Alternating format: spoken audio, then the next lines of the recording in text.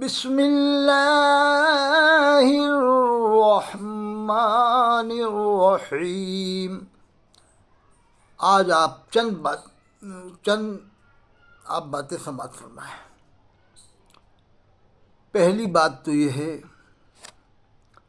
کچھ لوگ مجھے دیوبندی سمجھتے ہیں۔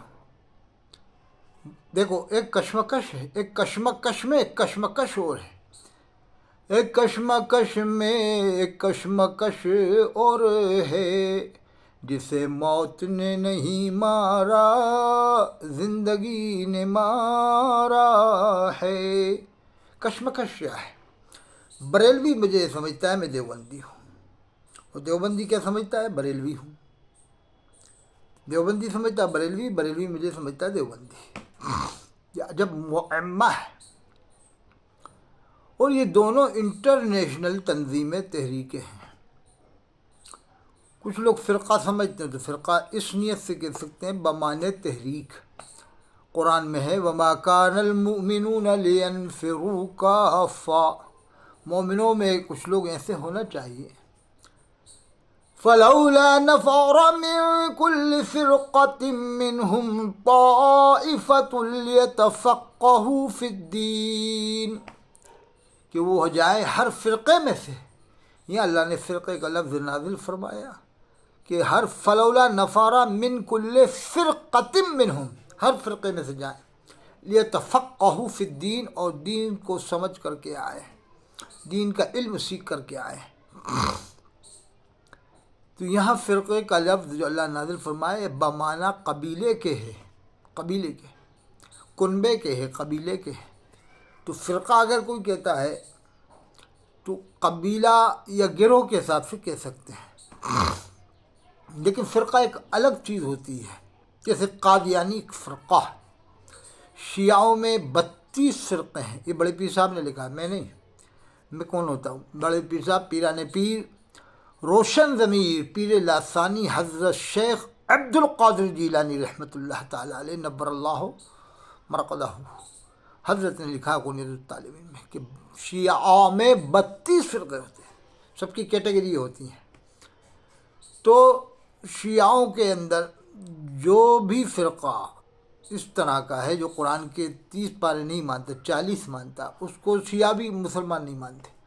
شیعوں کے بعض فرقے اس کو بھی مسلمان نہیں مانتے، اور بہت سے شیعہ، اکثر شیعہ قرآن کے 30 پارے ہی مانتے ہیں۔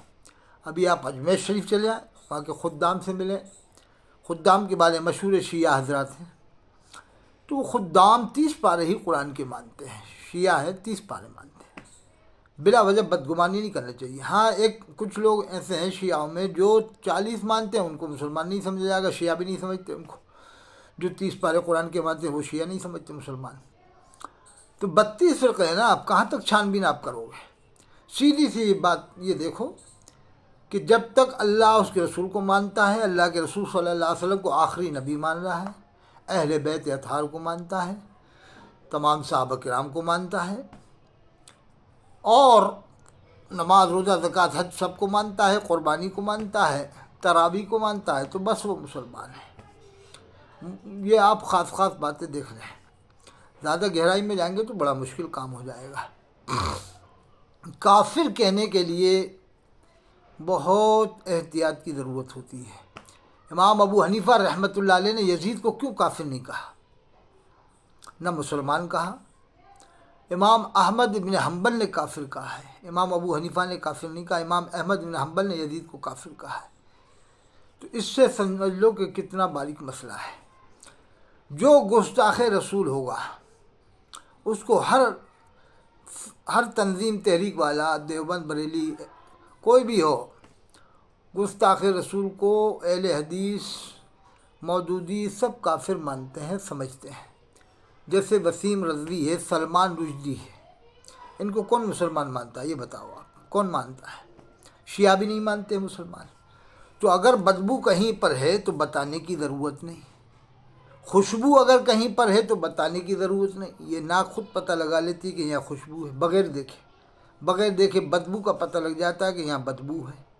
تو اگر کوئی گستاخ رسول ہے، کافر ہے، تو اس کے اندر کی بدبو ایک دن خود بخود ظاہر ہو جائے گی۔ مجھے معلوم ہوا ہے کہ مجاہد ملت مرد مجاہد جناب حضرت سمیع اللہ صاحب جو کوٹا کے ہیں، کملیش تیواری کے حمایت کرنے والے کو عدالت میں گھس کر مارا۔ یہ کتنی بڑی بات ہے، عدالت میں گھس کر مارا ہے کوٹا میں۔ نام بتایا سمیع اللہ صاحب، جو تعلق رکھتے ہیں دیوبند سے۔ تو اب بلا وجہ بدگمانی نہیں کرنا چاہیے۔ دیوبند والے بھی الحمدللہ سب اللہ کے رسول صلی اللہ علیہ وسلم کو آخری نبی مانتے ہیں، اہل بیت کو ہی مانتے ہیں۔ ان کے یہاں بھی امام حسن کے نام پر نام رکھتے ہیں، حسن نام ہوتے ہیں، حسین نام ہوتے ہیں، علی نام ہوتے ہیں۔ تو یہ بدگمانی نہیں کرنا چاہیے۔ ہاں کسی کے اندر کوئی غلطی ہو، زیادہ بڑی غلطی ہو تو اس کو سمجھائیں۔ یہ اختلاف دیوبند بریلی کا بہت پرانا ہے، 100 سال پرانا ہے، اور یہ چلتا رہے گا لمبے ٹائم تک۔ کیا معلوم کب تک چلے گا، اللہ جانے۔ ہمیں ان اختلاف میں پڑھنے سے کیا فائدہ۔ میں مجبوراً بعض باتیں بتاتا ہوں کہ لوگ جب دیکھتے ہیں گمراہ کر رہے ہیں تو مجبوراً آنا پڑتا ہے قوم کی خاطر۔ تو گستاخ رسول کو سب کافر مانتے ہیں، اور گستاخ رسول کو کون مسلمان مانے گا، یہ بتاؤ آپ۔ اور دوسری بات، یہ مولوی بھڑکا دیتے ہیں ایک دم کہ یہ صاحب یہ گستاخ رسول ہیں۔ ارے جب گستاخ رسول تو بتا رہا ہے تو قوم کو کیوں بتا رہا ہے؟ تو خود جا کے مار دینا۔ میں کہہ رہا ہوں الحمدللہ آج بھی ایمان مسلمانوں کے پاس موجود ہے۔ نماز وہ نہیں پڑھ رہا ہے اکثر لوگ، 90% کم بیش، لیکن ایمان تو ہے۔ اتنا تو ایمان ہے کہ ابھی بھی آج کی تاریخ میں بھی کوٹا میں، جے پور میں، کانپور میں، لکھنؤ میں، بمبئی میں، دلی میں، کلکتہ میں اگر معلوم ہو جائے گستاخ رسول ہے اور یہاں آیا ہوا ہے شہر میں، تو گھر میں گھس کے مار دیں گے، گھر میں گھس۔ اور یہ کام کر دکھایا ہے انتا کے مجاہدوں نے۔ یہ انتا کوٹا کے پاس میں ہے، انتا کے مجاہدوں نے بھی کام کر دکھایا کہ گھر میں گھس کے بھی مارے آئے۔ تو بلا وجہ بھڑکانا نہیں چاہیے۔ کسی کا کفر کنفرم ہو تو اسے سب کافر مانیں گے، لیکن بدگمانی نہیں کرنا چاہیے۔ اللہ ہم کو سمجھ عطا فرمائے۔